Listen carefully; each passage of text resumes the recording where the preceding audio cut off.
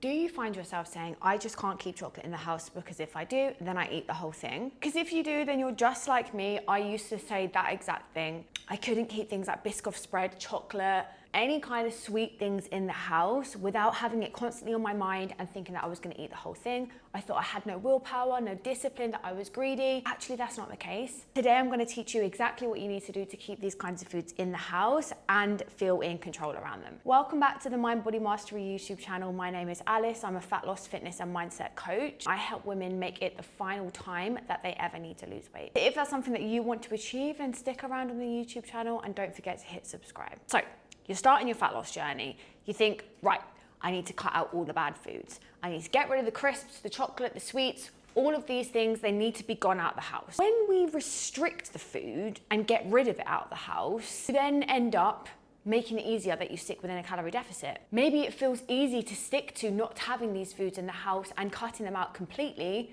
because out of sight, out of mind. Cutting them out removes temptation, it gives you structure. I'm just gonna eat this type of food, I'm not going to eat that type of food. And then also you might see quite fast progress because you've cut out foods like this. So you see the scale dropping, that gives you motivation, you feel disciplined. But this progress that you're making is only coming from you not allowing yourself to have these foods. It's not teaching you how to still enjoy your life, live your life, and eat foods like this while still seeing the progress that you want. Because you can do both, even if you haven't figured out how to do that yet. After a while of you not having these foods in the house, you've cut them out all week, maybe the weekend comes, maybe you decide you want to treat yourself. But then when you end up having foods like this that have been forbidden, that have been labeled as bad, that you have cut out and removed from the house, because you have that label around it and you have this big deal that you've made around them that you can't have them, you have to keep them out of the house. When you then eventually have them, you end up eating in excess because it feels like a big deal. You haven't had it all week. You're gonna start again on Monday. So what needs to happen now is, okay, well, I'll eat as much of it as possible as now. I don't know when I'm gonna get it again. And then you end up eating in excess. You don't actually feel good from the experience. You don't feel in control. You feel like you can't have this food and just have a little bit without eating in excess. It's because we've gone from the over restriction to then allowing yourself to have it, but then you know you're going back to restriction, so it feels like a time limited experience to be able to have it, so you cram in as much as possible. This is exactly what I used to do. I used to follow a really restrictive diet Monday to Friday, then on Saturday I would have thought in my head about all of the foods I was daydreaming about all week that I didn't let myself include in my diet. I didn't eat anything that actually tasted nice. I had a really boring, strict meal plan and I thought I was being really disciplined, but I was just keeping myself in this over restrict and then binge eat cycle because every Saturday I would eat so much food to the point where I would feel extremely sick and I would hate myself. And I would just think, what's wrong with me? Why can't I just eat this food the same as my family? Why do I have to go to these extremes? I had this element of extreme restriction during the week. It felt like such a big deal at the weekend when I eventually allowed myself to have it. So what we need to do to gain this control around this food is to learn that it's not a big deal and that you can have it every day. How are we actually going to get that? The first thing that I do with my clients to work on this is removing negative food language. So when you're referring to these foods as a cheat, a treat, naughty, or I'm being bad by having this, when you have that negative language towards this food, it's going to make you feel guilty. It's going to make you feel like you are doing something wrong. But look, there are no good and bad foods. We need to remove the moral label that we're putting on them. Yes, there are foods that are more nutritious, that give us more nutrients, that give us more fiber, that we want to make up the majority of our diet with. And there are foods that are less nutritious, foods that are more good for the soul, more good for enjoying experiences with your loved ones. Still have a balanced diet and include all of these foods. And when instead of labeling these foods as these are good, these are bad, and seeing them as more nutritious and less nutritious, it's going to help you feel less guilt around it and make these foods feel like less of a big deal. I'm not saying that you need to go and stock up your cupboards full with sweets, crisps, chocolates, and all of the foods that you tell yourself that you can't keep in the house without being in control around them. No. We need to work towards that. If you currently feel like you can't keep any foods in the house, we need to start small. A side note here is that we need to understand, are there any other vulnerability factors that make it more likely that you would overeat on this food? Already discussed the fact that you're being over restrictive during the week and then maybe at the weekend you end up allowing yourself to have it and then you eat in excess. So currently there is that over restriction that then leads to the overeating, but there might be other factors that lead you to overeat on these foods. For example, stress. If you're someone who finds yourself seeking comfort or an escape in foods in times of stress, uncomfortable emotions, that's also a trigger to overeat on these foods. If you are someone who ends up under fueling yourself throughout the day and then going into fuck it mode when it comes to the evening because you're just completely wiped out, these could be other vulnerability factors to lead you to overeat on these types of foods. We want to start including these foods within your diet during the week. We need to be mindful of potential other vulnerability factors. Are we going to try and do this on a day where you haven't eaten properly throughout the day and when you're extremely stressed with work?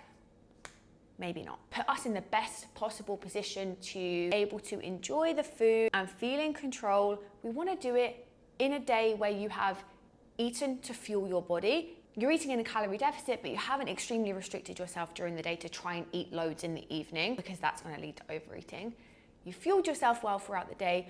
You're not stressed. We're going to actively plan for you to have some chocolate in the evening after your dinner, and we're also going to have it at a time where you aren't hungry. Another big mistake that you might have made in the past that leads to the belief of I can't have these foods or I can't control myself around them, eating chocolate, sweets, crisps, whatever, in a moment of genuine hunger. Then what happens when you eat that? The food tastes really nice, but you don't feel full from it. So then you keep eating and eating and eating, and you don't feel physically satisfied, but you feel sick, you feel uncomfortable. This food has just made you feel uncomfortable rather than satisfied the genuine hunger that you needed at that time. That leads into the belief and evidence that you currently have around this food. I can't have this food, I can't control myself around these foods. It's not that you can't control yourself around them, it's that you've had these types of experiences that you haven't been set up for success to actually eat this food in control. You have one option there that you can look at trying to include or start having this type of food after dinner in an evening where you're not hungry, where you can sit and enjoy the experience of this food mindfully. So that is where you're eating it not distracted. Again, you might have an experience in the past where you've sat in front of the TV with chocolate and you're not consciously aware of what you are doing in the moment of eating. Then you end up eating more than you would have liked to because you're not present during the experience. You overeat, you then feel like, I can't control myself around this food, I can't eat it, but you haven't been in the circumstance to set yourself up for success to eat in control because you've been completely distracted. Now, I'm not saying you can never watch TV and eat chocolate, of course not, but say to yourself, I am being consciously aware of eating this food in the moment. I'm going to slow down, I'm going to notice the taste, the smell, the textures of the food, and be present during my experience so I can actually enjoy the food rather than just eat it really fast, be upset that it's all gone, then go and get more, then overeat, and then feel shit about it. One of the other methods that I use with my clients to help them include foods like this within their day and feel in control and feel satisfied and enjoy the experience is to have what you want but add what you need. Say for example, mid-afternoon, you're flagging at work, you find yourself reaching for a chocolate bar for the biscuit tin, you are genuinely hungry at this time, maybe it's around 3:30. The last time you ate was midday, so maybe there's a 3-hour gap since when you'd last eaten, and what I see one of the most common reasons why women end up overeating is because they're leaving huge gaps between the times that they eat. Ideally, you'd not want to leave a gap any bigger than 4 hours between when you'd eat a meal or a snack, because that's going to put you at risk of extreme hunger that you then can't control, and then you feel like, I can't eat this food, I'm out of control, blah, blah, blah, blah, blah. Let's set the scene. It's 3:30 in the afternoon, you're hungry, you're flagging, you're tired. If you reach for a chocolate bar, what that is going to end up doing is not satisfy you, but it's going to give you a sugar spike, it's going to give you an energy spike, it's maybe going to make you feel hungry to eat more of that food and end up eating more and more. What ends up happening is you have another dip, another crash, and you end up reaching for more of this food when you get home, and then you say, I can't have this food, not in control around it, what is wrong with me, why can't I just have one? The story continues. Instead, what we're going to do, we're not restricting the food, we're giving yourself permission to have it. We're going to add what you need with what you want. You want a Kinder Bueno chocolate bar, but your body needs protein and fiber. Pairing the two of these things together is going to help with this being a more balanced, filling snack. The digestion is going to be slower, and the energy of the chocolate bar is going to be released to you slower rather than quickly and then a crash, what we just spoke about in the previous situation.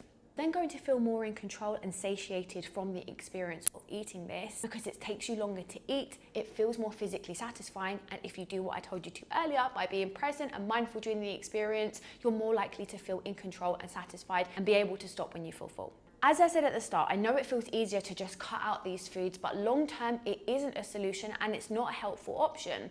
There are always going to be occasions like Christmas, Easter, your birthday, your children's birthday, where you end up having an excess of this food in the house. And if you don't want that to feel like a big deal, you need to start learning how to eat it every day and feel in control about it, so that when these situations happen, when Christmas eventually comes and there's chocolate everywhere, you don't start panicking, you don't start eating in excess, you don't start binning it all to get rid of it, and you just enjoy it without it being a big deal. The goal isn't to be someone who's disciplined and hardworking, that never eats chocolate, never eats sugar, because realistically, that is never gonna happen long term. The goal is to be able to enjoy the food as part of a balanced diet and as part of a calorie deficit, and see the progress that you want whilst living the life that you want to as well. Coming to join. She has come to join to say thank you for watching this video. Please like and subscribe if you enjoyed it, and I will see you guys in the next one.